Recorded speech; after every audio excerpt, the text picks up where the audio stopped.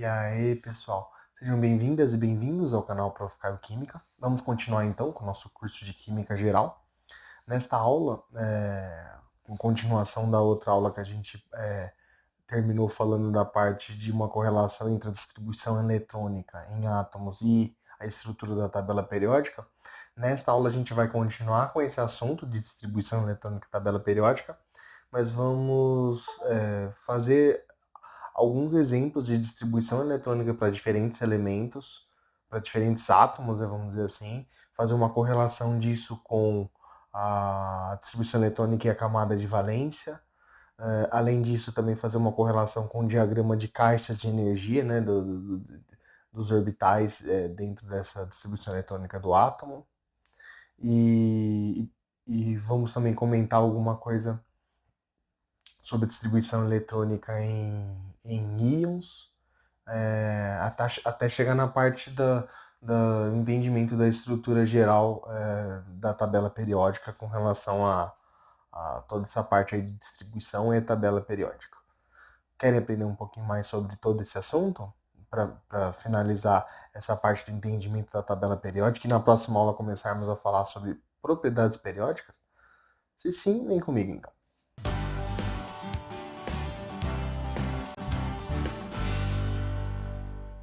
Vamos lá então, pessoal. Nesta aula a gente vai continuar falando sobre distribuição eletrônica e a tabela periódica, né? Terminamos a aula passada correlacionando, né, a distribuição dos elétrons dentro de um átomo pela esse diagrama da diagonal e correlacionando com a estrutura da tabela periódica, né? E vimos que nos períodos indicam quantas camadas que o átomo tem e além disso, qual que é a última camada do átomo, consequentemente, né? E vimos também que nas colunas existem a tabela periódica dividida em blocos, que dependendo qual bloco está, a gente pode correlacionar isso com a subcamada, ou seja, com as subcamadas S, P, D e F, dependendo de qual bloco da tabela periódica que está. E vimos também que a tabela periódica ela segue uma tendência de distribuição eletrônica aumentando o número atômico dos elementos, o número de prótons, consequentemente também o número de elétrons, né? Já que o número de prótons e elétrons em átomos é igual. E a gente viu que a gente pode, indo da esquerda para a direita e de cima para baixo, fazer essa distribuição eletrônica de como é distribuído os elétrons e vai ser igual é feita com relação à regra da diagonal, se vocês forem comparar. Foi isso que a gente viu, em suma, na aula passada, com relação à estrutura da tabela periódica. Agora vamos começar a entender um pouco mais sobre isso. Uma das coisas que eu quero comentar com vocês que é bastante importante no momento que a gente vai fazer a distribuição eletrônica é a gente saber o que é o que a gente chama de camada de valência. Sempre que vocês ouvirem o átomo tem camada de valência, blá, blá, blá. Normalmente, essa camada de valência vai ser o último nível que os elétrons foram distribuídos. Então, normalmente, vai ser a camada ocupada mais externa que vai ter dentro daquele átomo. Então, sempre que você falar em camada de valência, é a mesma coisa que a gente falar que é a última camada do átomo que foi distribuído elétrons, né? Então, por exemplo, se a gente for fazer a distribuição para o carbono, que tem 6 prótons e 6 elétrons, lembrando, é 1s2, 2s2, só seguir aquele diagrama das diagonais, né? E 2p2 distribui os 6 elétrons, desculpa, 2, 4, 6. Qual que é a última camada, então, aqui no caso do carbono? Vai ser essa camada aqui que está indicado com o 2, então vai ser toda essa camada aqui, ó. Então, sempre que falar em camada de valência, para um átomo, por exemplo, que tem 2 camadas, a camada de valência vai ser a camada 2. Para um átomo que tem 5 camadas, a camada de valência vai ser a camada 5. E assim vai, sempre vai ser correlacionado com a última camada. Aí você poderia me perguntar, tá, professor, mas por que é tão importante saber sobre a camada de valência? Porque é na camada de valência que normalmente vão acontecer as principais trocas de elétrons e as reações químicas normalmente que esses átomos vão fazer, que depois a gente vai ver depois, e não só as reações químicas, mas as ligações químicas que esses átomos fazem um com o outro, normalmente vai mexer nessa última camada do átomo, e não nas camadas anteriores. Ah, professor, por quê? Porque normalmente É nessa camada de valência, que é a última camada do átomo, que estão os elétrons que são mais energéticos, os elétrons mais energéticos que tem no átomo, ou seja, aqueles elétrons que eles querem, que o átomo normalmente vai querer estabilizar aqui, porque são os mais energéticos, são os que estão mais distantes do núcleo, vamos dizer assim, e dessa forma menos estabilizados pelo núcleo, são esses elétrons que estão na última camada, camada de valência. Então, é por isso que é tão importante a gente saber sobre a camada de valência, porque é nela que as coisas vão acontecer, vamos dizer assim, dizendo de maneira mais informal. É nela que as coisas vão acontecer. É lá que vai ser, tipo, se entrar elétrons naquele átomo, vai ser nessa camada que vai entrar. Se sair elétrons do átomo, ele perder elétrons, vai ser de lá que vai ser tirado. E assim vai até o átomo conseguir se estabilizar, que a gente vai ver depois.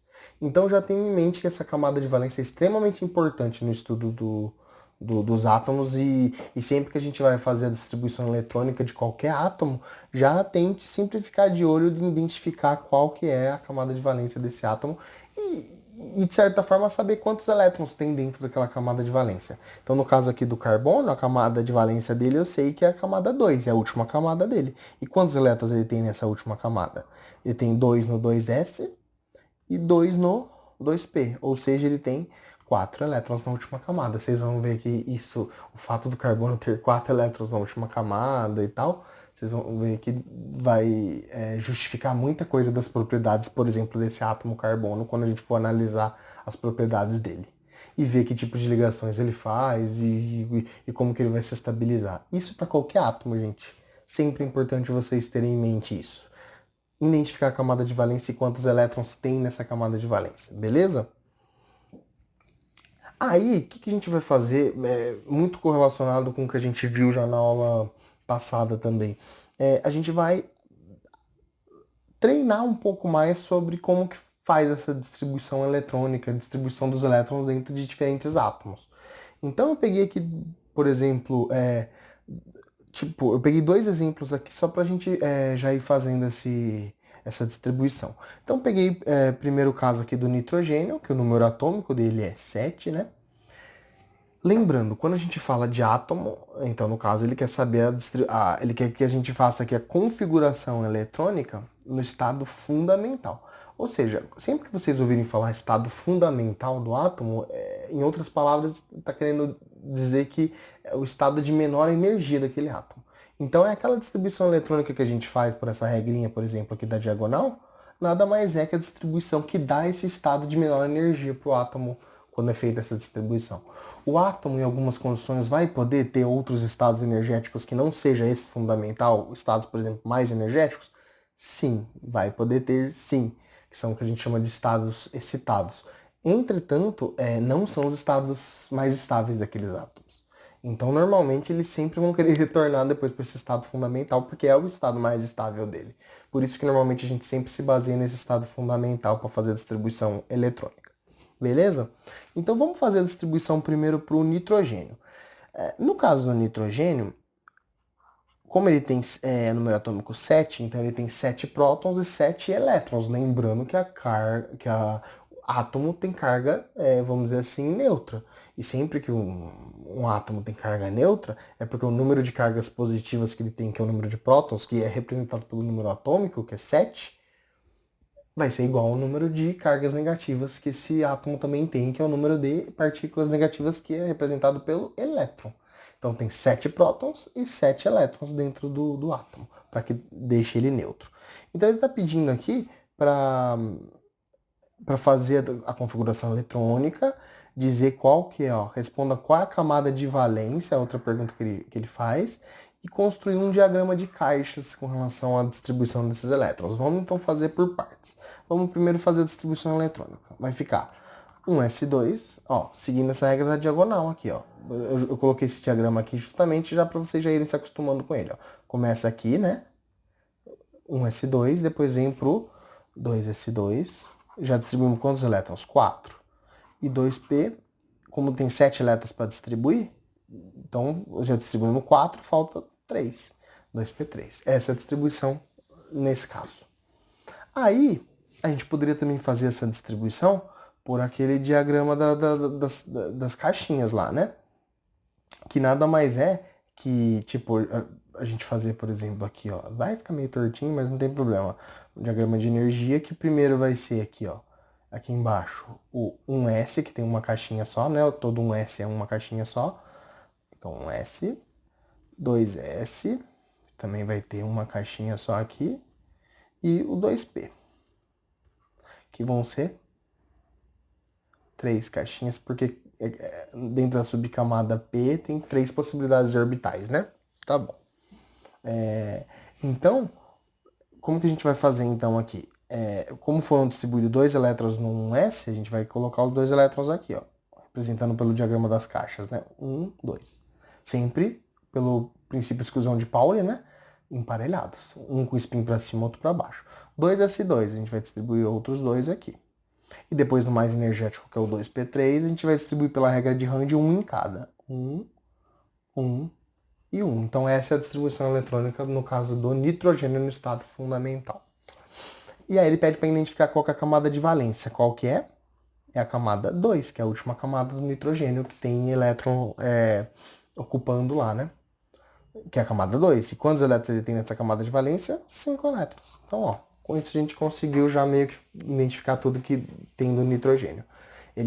Essa é a distribuição eletrônica dele, ele tem a camada de valência dele é a camada 2, e ele tem 5 elétrons nessa camada de valência. E além disso, fizemos o diagrama de caixas aqui, que representa em termos energéticos, da menor para maior energia, como que foram distribuídos esses elétrons dentro dos orbitais. Beleza?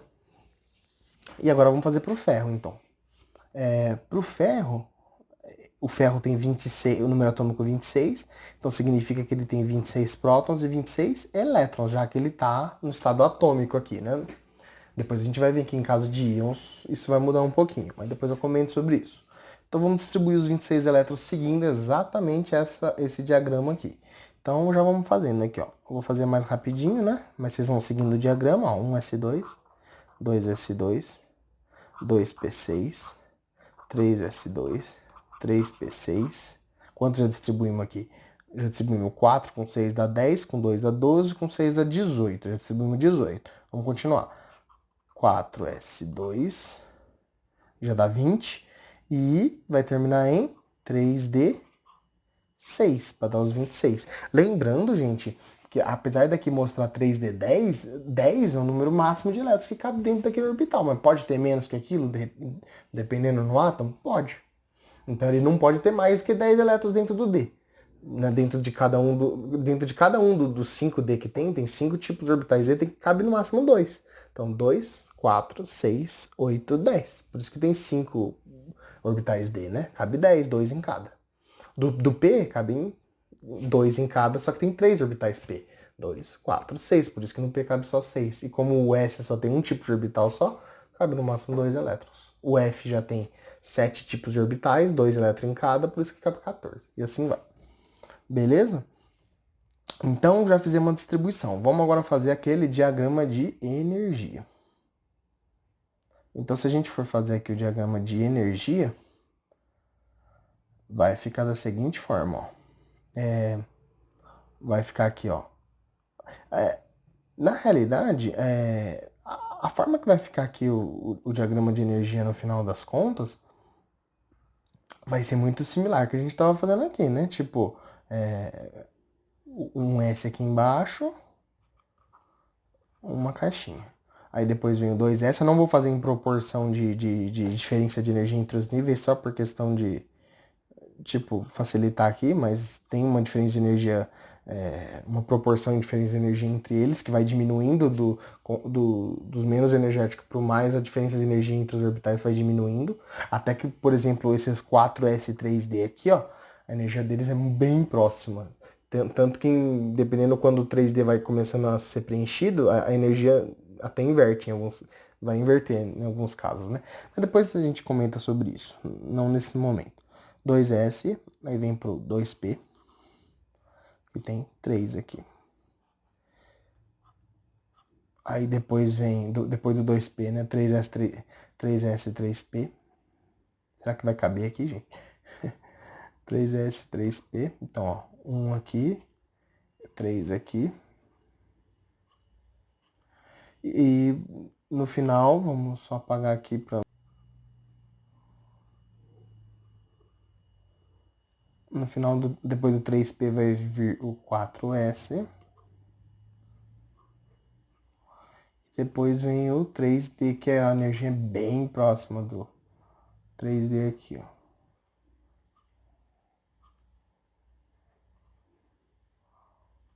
5 orbitais. Pronto. Colocamos todos aqui. Não de maneira tão bem desenhada, mas o desenho não é meu forte, mas a gente consegue, pelo menos, colocar em termos de energia. Aí a gente distribui os elétrons conforme está aqui, ó. No S tem 2, a gente distribui. No 2S também tem 2. No 2P a gente distribui 1, 2, 3. Só que como tem 6, a gente vai emparelhando. 4, 5, 6. Certo? Aí no 3S só cabe 2. Aí chega no 3P também, mesmo esquema, ó. Regra de Rand. 1, 2, 3. Depois 4, 5, 6. Aí no 4S, 1, 2. E no 3D tem 6, que a gente vai distribuindo regra de Rand, ó. 1, 2, 3, 4, 5. E no final vai só emparelhar um aqui, 6. Pronto. Beleza? Então, fizemos a distribuição. Agora, ele quer que identifique, já fizemos a configuração eletrônica e o diagrama de caixa. Ele agora quer que identifique qual que é a camada de valência. Aí vocês poderiam confundir, professor, terminou aqui na 3D? Então a camada de valência é a 3, porque terminou no 3D. Não, pessoal, apesar de ter terminado no 3D, a camada de valência é sempre a última camada, que vai ter o N maior de todos. E qual que é a última camada aqui? É a camada 4. A 3 é uma camada anterior ainda. Então, a camada de valência, no caso do ferro, vai ser essa camada 4. Ou seja, o 4s2 que tem nela tem 2 elétrons dentro dessa camada. Então, a camada de valência do ferro é camada 4, com 2 elétrons nela. Beleza? Então, fizemos o que esse exercício pedia. Tá claro isso para vocês, gente? Então, vamos continuar. Continuando com esse princípio da construção, agora a gente vai comentar sobre a distribuição eletrônica para íons. Porque até agora os exemplos que a gente fez foi distribuição eletrônica para átomos. E a gente sabe que átomo, o número de prótons e o número de elétrons é igual, por isso que o átomo no final das contas é neutro. Então ele é neutro justamente pelo fato de ele ter o mesmo número de carga positiva e negativa. Então o mesmo número de prótons e o mesmo número de elétrons. Só que quando a gente quer fazer a distribuição eletrônica para íons, pela definição de íon é aquela espécie que se forma depois que o átomo ele perdeu ou ganhou elétrons. Então, se o átomo perder elétrons, ele vai virar um íon que a gente chama de cátion, que é um íon de carga positiva. E se ele ganhar elétron, ele vai virar um ânion, que é um íon de carga negativa. Então, uma coisa que a gente tem que ter em mente é que o íon, como ele perdeu ou ganhou elétrons do estado que ele estava como átomo, o número de prótons e elétrons dele vai ficar diferente. Por quê? Porque ele ganhou ou perdeu elétrons e aí o número de prótons dele não mudou, o de elétrons mudou porque ele ganhou ou perdeu. Então, no final das contas, diferente do átomo, no caso do íon, o número de prótons e elétrons é diferente. Aí vai ter esses dois casos no íon, né? Ele pode ser um cátion quando ele é positivo, ou ele pode ser um ânion quando ele é negativo. Quando ele virar um cátion, o número de prótons dele é maior que o de elétrons. Por isso que quando ele vira cátion, ele fica com carga positiva, porque ele vai ter mais prótons do que elétron. Por quê? Porque ele perdeu elétron. Então vamos supor, o átomo de ferro. Ele tem lá 26 prótons e 26 elétrons. O número atômico dele é 26, né? 26 prótons e 26 elétrons. Aí ele perdeu, por exemplo, 3 elétrons, que virou o ferro 3+. Por que ele fica com carga 3+? Porque no final das contas, depois que ele perdeu esses 3 elétrons, ele vai manter esses 26 prótons que ele tinha, porque no núcleo não foi mexido, os prótons estão no núcleo, né? E ele perdeu 3 elétrons, então de 26 elétrons ele vai ficar com 23. Então ele vai ficar com 26 carga positiva, 26 prótons, e 23 carga negativa, 23 elétrons, porque ele perdeu 3. Moral da história, por isso que a carga do ferro, quando ele perde 3 elétrons, ele fica com carga 3+. Então, sempre que for um cátion que tiver carga positiva, em outras palavras, é o número de elétrons que ele perdeu aquela carga dele. E para um ânion é o contrário. Aquela carga que ele tem é o número de elétrons que ele ganhou. Por quê? Porque elétrons têm carga negativa. Se ele está ganhando elétron, ele vai ficar com mais elétrons do que prótons, porque o núcleo não está sendo mexido. Então, o número de prótons dele, quando for menor do que o número de elétrons, ele vira um ânion, é quando ele recebe elétron. Então, no caso, por exemplo, do cloro, se eu não me engano, o número do cloro é 17, o número atômico dele. Então, ele tem 17 prótons e 17 elétrons.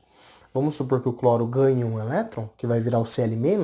Por que vira com carga menos? Porque ele ganhou um elétron. Por quê? Porque ele vai ficar com 17 prótons, que é o que ele já tinha.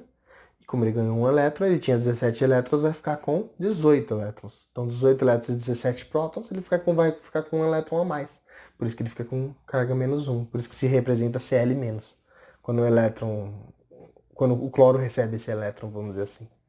Beleza? Então, sempre que a gente for fazer distribuição eletrônica para íons, aí a gente já vai ter que considerar, dependendo da carga que o íon tem, que número de elétrons que ele vai ficar. E lembrando que a distribuição eletrônica é relacionada com o número de elétrons e não com o número de prótons. Então é o que a gente vai precisar saber no final das contas. Que a gente vai ver exemplos sobre isso agora. Eu dei inclusive os exemplos que eu tinha falado anteriormente, só para a gente já ir se acostumando. Ele quer que você coloque a configuração eletrônica, ó, configuração eletrônica, e também construa, aquele mesmo esquema, né, o diagrama de caixas lá, em ordem crescente de energia para esses íons, o Cl- e o Fe3+. Diferente daquela distribuição eletrônica que a gente fez anteriormente para átomo, quando a gente faz a distribuição eletrônica para átomo, o número atômico que é dado aqui, igual no caso aqui do cloro, ó, foi dado o número atômico 17, que é o número atômico dele. Só o cloro tem esse número atômico, né? Lembrando que é o número atômico que diferencia um elemento de outro, né? Então, só o cloro que tem número atômico 17, nenhum outro elemento. Então, se fosse o cloro sem a carga, o cloro atômico, ele teria 17 prótons e 17 elétrons. Como ele está mostrando aqui que é o íon cloro que tem a carga negativa aqui em cima, ó, esse menos 1 aqui, o que ele está querendo dizer com isso? Que esse cloro, na realidade, ele tem os 17 prótons que ele já tinha, que é o que tem no núcleo dele que não foi mexido, e como ele ganhou um elétron, ele já tinha 17 elétrons quando ele era átomo cloro, mas como ele está com essa carga negativa é porque ele ganhou um elétron, então ele tem 18 elétrons. Por isso que 17 carga positiva e 18 negativa, ele vai ficar com essa carga menos 1 aqui, que esse elétron em excesso que ele tem. Certo? Então a gente vai fazer a distribuição eletrônica para quantos elétrons? Para 18 e não para 17. Então a diferença é essa aí. Para íon, a gente tem que considerar pela carga do íon quantos elétrons ele tem. Porque ou ele perdeu ou ele ganhou um elétron com relação ao que ele tinha antes. Então, qual que é a dica que eu dou para vocês? Primeiro, ver qual que é o número atômico daquele átomo. Aí você sabe que quando ele era átomo, ele tinha o mesmo número de elétrons que aquele número de prótons que ele tem, que é o número atômico. Aí você vê a carga dele, que aí você vai saber quantos elétrons ele ganhou ou perdeu. Aí você vai saber quantos elétrons ele tem. Então, no caso do cloro, como ele tem carga menos 1, ele ganhou um elétron, ele tinha 17 elétrons, vai ficar com 18, com esse elétron que ele ganhou. Então, a gente vai fazer a distribuição eletrônica para 18 elétrons. Então, aí a gente vai fazer. Então, do Cl-, a distribuição eletrônica dele é 1s2, 2s2, 2p6, 3s2, que já deu 12, 3p, 5... mas é como ele ficou com 18, né? O Cl-, ele seria 3p5 se fosse o Cl, que tem 17 elétrons. Mas como ele ganhou um elétron, ele vai ficar 3p6. Então no final dá os 18 elétrons que ele tem. Se a gente fosse fazer aquele diagrama lá que eu tinha feito na outra, mesmo esqueminha lá. Ele vai ficar aqui com 1s, 2s, 2p, 3s, 3p. Vamos lá então. 1s, 2s, 2p, que tem 3, né? O 2p tem 3 tipos de orbitais p, né? Sempre se lembrem disso. Por que, professor? Não lembro. Justamente porque os orbitais p, lembra que o p, o l, o que é o número quântico de momento angular orbital, o número quântico dele é 1, é o l, l é igual a 1. Quando L é igual a 1, lembra que o ml, que é aquele número quântico magnético, vai de menos 1 até mais 1. Então é como se esse primeiro fosse o menos 1, o do meio é o 0 e o outro orbital é o mais 1, que seria os valores de ml que ele pode ter. Então quando é L igual a 1, o ml pode ser menos 1, 0 ou mais 1. Varia de menos L até mais L, o ml, né? Que é onde aparece essa quantidade de orbitais aí. 3s, um só, e o 3p vão ser 3. Então, com isso a gente tem aí os 3. Então é só distribuir, né? Vão ter todos completos aqui, ó. 2 aqui, 2 aqui. Aí aqui vai ser 1, 2, 3, 4, 5, 6. Aí no 3S, 1, 2, né? Que são esses dois aqui. E o 3P, 1, 2, 3, 4, 5, 6. Então, completamos aí os elétrons. A distribuição dos elétrons pelo diagrama de caixas, que é um diagrama de ordem crescente de energia, né? Aqui. Certo? Agora, vamos fazer para o caso do ferro 3+. O ferro 3+, ele tem 26 prótons. Se fosse o ferro sem a carga, o ferro atômico, que nem a gente fez naquele exercício que a gente fez pro átomo de ferro, ele teria quantos elétrons? 26 elétrons também, mesmo número de prótons e elétrons. Como aqui ele está com essa carga 3+ aqui, é sinal que o que aconteceu com o número de elétrons dele? Ele perdeu, porque quando ele perde elétron, ele fica com excesso de próton, não é? Ele fica com a carga positiva. Então ele perdeu 3 elétrons, por isso que está 3+ aqui. Então de 26 elétrons ele vai ficar com 23 elétrons. Então, na hora da gente fazer a distribuição eletrônica dele, a gente vai fazer para 23 elétrons, beleza? Mas aí, a gente tem que lembrar de uma coisinha. Quando a gente for fazer essa distribuição eletrônica, lembra que quando a gente fez lá do ferro, vou colocar aqui, ó. Quando a gente fez do ferro, a distribuição eletrônica dele começou lá e terminou em 4s2, 3d6. Lembra disso? Os elétrons que a gente vai tirar, esses 3 elétrons aqui que foram tirados, é aí que entra a camada de valência. Por isso que eu estou mostrando aqui antes, para mostrar que a distribuição eletrônica dele aqui, no final das contas, quais elétrons ele vai perder primeiro aqui nesse caso? Aí você poderia me falar, ele vai perder primeiro esses do 3D? Não. Sempre esses átomos, os primeiros elétrons que eles acabam perdendo quando vai ser feita essa quando eles vão fazer alguma reação que no final das contas o ferro perde elétron, os primeiros elétrons que vão sair, no caso do ferro e qualquer outro elemento também, são os elétrons que estão na última camada. É por isso que a camada de valência é tão importante. Então, é os elétrons dela que vão sair primeiro. Então, como tem 2 elétrons aqui no 4s, no caso do ferro, os 2 primeiros elétrons que ele vai perder 3 aqui. Vão ser daqui, ó, dessa 4s, e não da 3D. A 3D vai ser o terceiro elétron que ele vai perder, mas os 2 primeiros ele vai perder daqui, ó. Então essa camada primeira, os 2 primeiros que ele vai perder é dessa última camada. A partir do momento que não tem mais elétron no 4s, aí a última camada vai passar a ser a 3. Aí sim ele vai perder desse 3D primeiro. Então ele vai perder um aqui desse 6 e no final vai ficar 3D5. Então a distribuição eletrônica do Fe3+, no final das contas, vai ficar assim, ó. 1s2, 2s2, 2p6, 3s2, 3p6 e 3d5. O 4s2 sumiu porque ele perdeu esses 2 elétrons do que estava no 4s. E o do 3d6, ele perdeu um elétron só, porque ele vai perder 3 no final das contas, né? Por causa dessa carga 3+ dele. Então ele perde 2, que é do 4s, que seria a camada de valência, e 1 do 3d, que seria a próxima que ele vai perder. Beleza? Então, no final das contas, fica dessa forma. Se a gente fosse fazer aquele diagrama de energia lá, vai ficar 1s, 2s, 2p, 3s, 3p e 3d. Então, ó, D aqui com 5. Lembra que o D tem 5, 3, 4, 5 orbitais. Aí aqui o 3p que tem 3. 3D aqui, 3P aqui, aí o 3S aqui, né? Que tem um só. Aí o 2P e 2S e um S, só para completar, né? Então um aqui. Opa! Aqui é 2S, então só tem um também, né? Um aqui no 2s e no 2p ele tem 3. Pronto. Aí a gente vai fazer aqui em ordem energética, seguindo justamente como está aqui a distribuição, ó. Ele vai ser então emparelhado aqui, ó. 1, 2, princípio da exclusão de Pauli. 1, 2. Aí aqui 1, 2, 3. Aí depois volta. 4, 5, 6. Aí aqui 1, 2. Aqui 1, 2, 3, 4, 5 e 6. E aqui vamos distribuir os 5. Como? Primeiro regra de Rand, ó. 1, 2, 3, 4, 5. Então, é dessa forma que vai ficar a distribuição do Fe3+.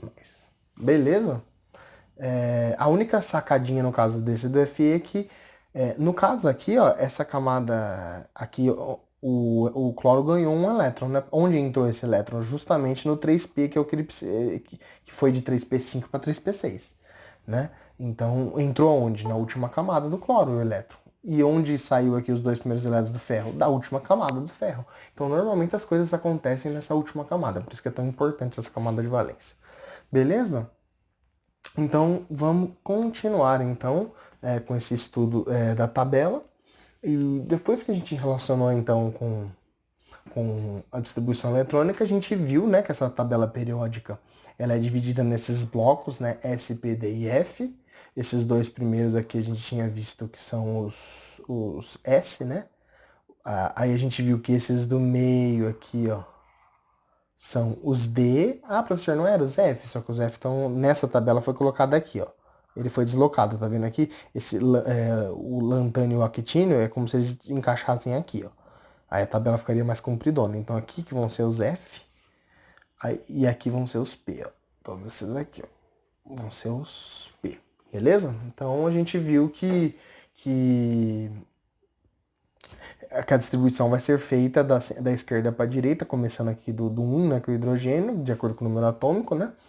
E aí vai indo de cima para baixo, aqui da esquerda para a direita, e vai seguindo a distribuição daquela forma que a gente aprendeu, de acordo com aquela regra da diagonal lá.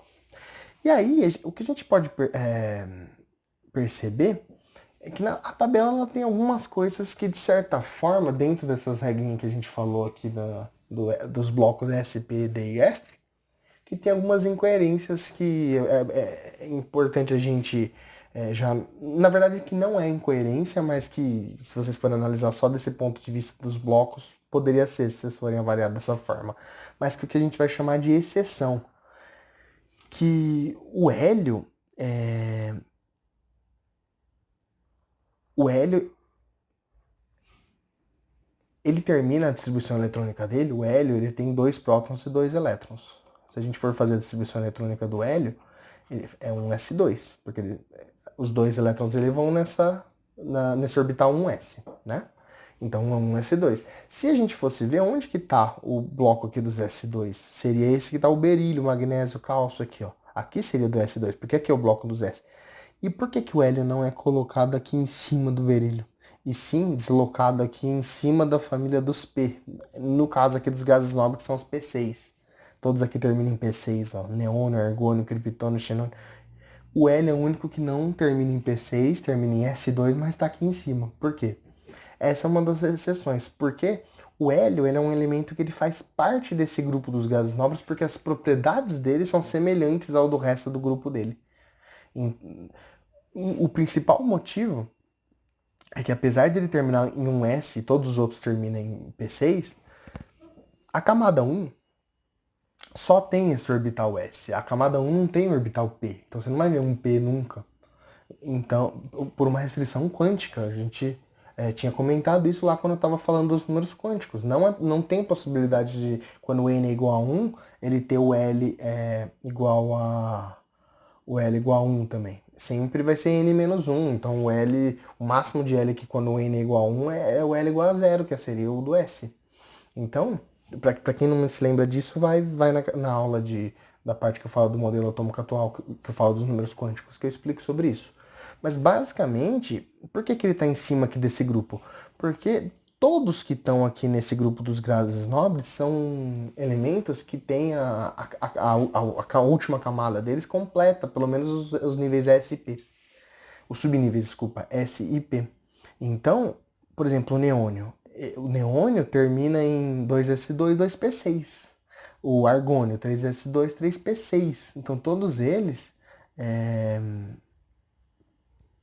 todos eles terminam tem S2 e P6. Eles têm, tipo, o que a gente chama de octeto completo. Os dois elétrons no S e os 6 no P. O hélio, ele só não tem o octeto completo aqui porque não tem essa possibilidade também de ter orbital P. Então, no final das contas, ele tem a última camada dele completa, assim como todos os outros, porque a única camada do hélio, que é a 1, só cabe mesmo esses dois elétrons. Então, assim como os outros gases nobres que têm essa camada completa, o S e o P, o hélio também tem, só que a camada 1 só tem o S. Por isso que ele está aqui em cima dos gases nobres, porque as propriedades deles, do hélio é muito similar às propriedades dos outros gases nobres que estão nessa coluna, né? Então, essa é uma das exceções.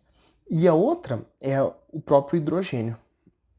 Porque o hidrogênio, vocês podem reparar que normalmente tem tabela que o hidrogênio aparece aqui em cima desse grupo 1 aqui. Tem tabela que às vezes o hidrogênio aparece deslocado aqui no meio ou em algum outro lugar. Então, o hidrogênio, ele é um elemento químico que ele ocupa tipo como se fosse uma posição única na tabela. Ele não pertence a nenhum grupo específico. Você poderia me perguntar, professor, mas por que ele não pertence a nenhum grupo em específico? Porque o hidrogênio ele é um elemento que ele não tem nem propriedades só relativas às propriedades desses elementos do grupo 1, que é um grupo de metais, que são os metais alcalinos. O hidrogênio não tem propriedades só referentes aos metais alcalinos, mas também não poderia encaixar também tipo o hidrogênio em qualquer outro grupo aqui, por exemplo, dos rametais, dos P, que eu não comentei ainda com vocês sobre essa questão de metal a metal, só que tenho em mente que a tabela periódica, de acordo com as propriedades desses elementos, ela pode também ser feita essa divisão entre metal, a metal. É, Apesar nessa tabela estar sendo mostrada aqui esses semimetais aqui, está começando a entrar em desuso isso aqui também, os semimetais. Eles estão começando a dividir os semimetais em metais a metais só. Alguns semimetais viraram ametais, porque eles tinham propriedades mais próximas dos ametais, e outros semimetais viraram metais. Então esse termo aqui, semimetais, está começando a entrar em desuso. Tanto que nas tabelas novas já está mostrando só como ametais e metais, no caso, né? Mas tudo bem, tá sendo mostrado aqui, é bom que vocês já saberem que antes era mostrado dessa forma mesmo. Que seriam elementos que têm propriedades intermediárias entre metais e ametais. Antes eles viam dessa forma. Agora eles estão já colocando nos grupos, tipo, os que têm propriedades mais próximas dos ametais são ametais. E os que têm propriedades mais próximas dos metais são metais. Tá. Então, a tabela ela é dividida dessa forma. O hidrogênio, como ele tem propriedades que pode se aproximar um pouco de propriedades de elementos metálicos ou também se aproximar de propriedades de elementos ametálicos, de ametais, o hidrogênio ele não entra em nenhum grupo específico, porque é como se ele tipo, pudesse ter diferentes propriedades dependendo dos elementos que ele interage. Então ele não se encaixa em nenhum desses grupos. Normalmente, os elementos que estão dentro de um mesmo grupo na tabela periódica, eles vão acabar tendo propriedades similares, vamos dizer assim. Por isso que a gente chama esses grupos, essas colunas, de famílias também. Porque normalmente dentro de uma mesma família as propriedades são similares entre os elementos. E no caso do hidrogênio, ele não apresenta propriedades assim restritas a nenhuma família. Então ele pode apresentar propriedades relativas como se fosse de uma família ou de outra, mas não só de uma família. Então por isso que ele não se encaixa em uma família só. Beleza? Então, basicamente são essas duas exceções que eu tenho para falar, né? Que o hidrogênio ele não vai estar em nenhuma família específica da tabela, né? Que são essas famílias que estão dentro de uma mesma coluna aqui. Então o hidrogênio pode estar até deslocado em algumas tabelas, não aqui nessa primeira. Aqui ele está sendo mostrado na primeira justamente porque ele termina em S1, assim como todos os outros aqui da primeira coluna, né? Tudo termina em S1, né? A distribuição eletrônica. Então por isso que ele está sendo nessa tabela mostrada aqui. Mas vocês podem ver que em algumas tabelas não vai ser necessariamente dessa forma. Beleza? Então, é isso aí que eu tenho para falar nesse momento. E, e normalmente, esses grupos aqui, S e P, então todos esses elementos que estão aqui, ou nesse bloco aqui, que são dos S, ou nesse outro bloco aqui, ó, que são do P, normalmente eles são considerados, muitos chamam dos grupos principais da tabela periódica, né? Ou muito chamado também do grupo dos elementos representativos. E aí, dos outros nós somos chamados dos elementos de metais de transição e de transição interna. Mas independente do nome que é dado, normalmente esses blocos SP, eles têm propriedades semelhantes desses elementos, e é por isso que normalmente a gente considera, normalmente esses blocos aqui, tanto S quanto P, vamos dizer assim, como grupos principais, porque entre eles aqui, os elementos que estão aqui nessas famílias aqui, eles se apresentam propriedades similares entre essas famílias. Esses grupos aqui já que estão aqui nos de transição interna, já vai ter algumas variações maiores em algumas propriedades que por isso que tipo a gente chama, já começa a dar um nome como por exemplo esses do meio aqui, metais de transição. Justamente porque, tipo, os elétrons eles vão ter uma, vamos dizer assim, uma movimentação diferenciada entre os orbitais e de alguma forma isso vai fazer com que eles tenham algumas propriedades diferenciadas em alguns casos também, esses elementos. Por isso que são até mais complexos de estudar esses elementos dos metais de transição e transição interna da tabela, né? Normalmente, uma coisa importante na tabela que eu tinha já até comentado com vocês é que o número do grupo. Isso, na realidade, isso especificamente eu não tinha comentado, mas que dá para subentender. Mas o número do grupo normalmente diz quantos elétrons estão presentes na camada de valência. Então, isso é uma coisa também, tipo, bastante importante também da gente salientar, né? Então, por exemplo, aqui, ó, esse grupo 1 grupo 2 aqui, ó, porque tem um elétron na camada de valência e dois elétrons na camada de valência aqui. No caso aqui, antes de chegar nos D aqui, esses que são os P, então no final vai somar aqui os elétrons, tipo, esse grupo aqui vão ser os que tem 3 elétrons na camada de valência, 4 aqui esse do carbono, 5, 6, 7, 8 na camada de valência. Então, tipo, a gente pode fazer essa correlação também, tipo, que normalmente aqui, dentro desses grupos normalmente desses grupos principais, né? Tipo, aqui vai ter tudo um elétron, dois elétrons na camada de valência, 3, 4, 5, 6, 7. E os gases nobres que tem um octeto completo, que tem 8 elétrons na camada de valência. 2 no S e 6 no P, né? No caso dos gases nobres. Então, basicamente, é isso aí. E basicamente, o que ele diz aqui também é que cada novo período corresponde à ocupação de uma camada, vamos dizer assim, uma camada com o número quântico principal mais alto. O que ele quer dizer? Então, tipo, conforme a gente vai descendo do período 1 pro 2, pro 3, pro 4, o que vai acontecendo? O número quântico principal mais alto vai aumentando. Então aqui nesse 1, lembra que eu comentei com vocês? É que o N, o máximo é N igual a 1 no estado fundamental, né? Aqui, esse segundo período, N igual a 2, que seria duas camadas no estado fundamental. N igual a 3, 4, 5, 6, e assim vai indo, até o N igual a 7, que seria esse período aqui, que é o período que está o frâncio, o rádio, entre outros elementos. Beleza? Essa tabela, na realidade, se a gente for reparar aqui, ó, ela já está até desatualizada da maneira que ela está colocada aqui, porque esses elementos aqui, ó, eles já foram sintetizados já e já tem esses elementos aqui na tabela também. Então é importante a gente salientar que já tem até aqui o elemento 100, que a gente chama o elemento com número atômico 118. Esse aqui. Então, tipo, já se tem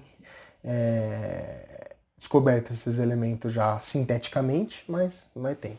Beleza? Normalmente, por que a tabela periódica ela é importante da gente se utilizar dela e a partir do momento que ela foi, vamos dizer assim, estruturada, passou a ser bastante importante a utilização dela, porque essa tabela ela pode ser utilizada na previsão de muitas propriedades.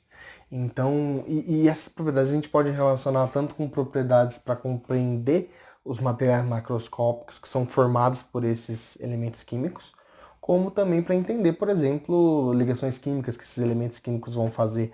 Então, a forma que a tabela periódica ela é estruturada vai nos dizer muito isso aí, né? Então, por isso que é bastante importante a gente entender essa estrutura da tabela, justamente porque a gente vai conseguir entender algumas coisas que vão acontecer que são relacionadas com essa estrutura da tabela. Como, por exemplo, por que que... Vou dar um exemplo que vocês vão ver que é muito relacionado com a estrutura da tabela. Por que que normalmente os elementos que estão aqui nesse grupo 1 aqui da tabela, tipo o lítio, lembra que o hidrogênio não, né, ele é um caso à parte, mas ó, aqui o lítio, o sódio, o potássio, o rubídio, normalmente eles vão formar, eles vão ter a tendência tudo de perder um elétron e formar cátions, que a gente chama de cátions monovalentes, né, que é lítio mais, opa, que é lítio mais, que é Na mais, que é K mais, e assim vai, né? Por que que eles têm essa tendência? Porque todos eles estão aqui no grupo 1, termina em S1. Então, são todos eles têm um elétron na última camada deles. Então, ó, por exemplo, o lítio vai terminar em 2S1, o sódio 3S1, o potássio 4S1. E o fato de eles terminarem com um elétron só na última camada, para estabilizar esses átomos, normalmente eles vão querer fazer o quê com esse um elétron que ele tem na última camada? Perder. Então, normalmente, eles vão ter facilidade de perder esse único elétron que eles têm na última camada. Por isso que eles vão ter facilidade de formar esses cátion com uma carga positiva, porque é esse um elétron da última camada que eles têm que eles vão querer perder. No caso do grupo 2, mesmo esquema, todos eles terminam em S2. Quantos elétrons normalmente eles vão ter tendência de perder? 2. Por isso que vai ser muito comum a gente encontrar na natureza o magnésio 2+, o cálcio 2+, e assim vai. Por quê? Porque normalmente ele tem essa tendência de perder 2 elétrons justamente por essa distribuição eletrônica dele terminar com 2 elétrons na última camada. E assim vai, né? Então a gente vai poder correlacionar muito isso com as propriedades da tabela periódica. Até, por exemplo, por que que os gases nobres normalmente são elementos que eles não reagem facilmente. Então são elementos que normalmente eles já são estáveis por natureza. Eles não gostam de ficar nem doando nem recebendo elétrons. Por quê? Porque todos os gases nobres, normalmente eles já têm as subcamadas dentro da última camada deles já completas. Então lembra que eu falei para vocês que os gases nobres normalmente terminam em S2P6? Todos eles, exceto o hélio que termina em S2, que está na camada 1, e só tem o S2 mesmo.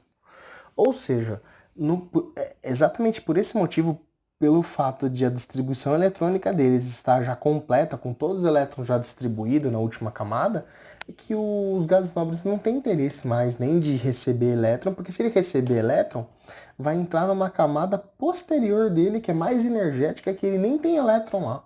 Então, para o gás nobre não compensa receber elétron por esse motivo. E nem perder, porque os elétrons que já estão tudo emparelhado e estabilizado nessa última camada, se ele perdesse um elétron, ele vai fazer com que essa última camada dele fique com um orbital semi-preenchido, coisa que para ele também, para os gases nobres não compensa. Então, é exatamente por isso que normalmente os gases nobres têm essa questão de, né, essa propriedade, vamos dizer assim, de ser estável. Beleza? Então é sobre isso então que eu tinha para falar nessa aula, né? Falar um pouquinho mais sobre uma interpretação da tabela periódica. E a partir da próxima aula a gente vai começar a falar sobre o que a gente chama de propriedades periódicas, que analisando a tabela periódica, que tendências nas propriedades dos elementos químicos que eles podem ter para que a gente possa correlacionar essas tendências com a estrutura da tabela periódica.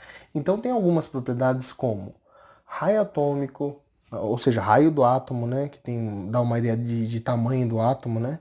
Raio iônico, que dá uma ideia do tamanho do íon, de energia de ionização, de afinidade eletrônica, que são tudo propriedades que seguem algumas tendências periódicas entre os elementos que a gente vai aprender a como analisar essas tendências periódicas, para quando você olhar para a tabela, você tem já uma noção de como que é a tendência periódica de cada uma dessas propriedades dentro dos elementos. Por exemplo, se for um elemento dentro de uma mesma família, o que ocorre se a gente começar na família descer de um elemento para o outro, do que está mais acima para o que está mais abaixo? O que ocorre em determinada propriedade desses elementos?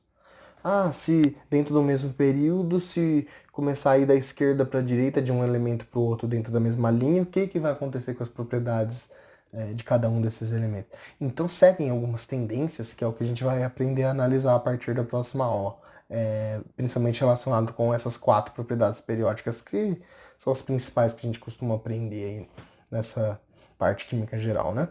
Então, basicamente é isso que eu tinha para falar nessa aula. Então, vejo vocês até a próxima aula, então. Tchau, tchau.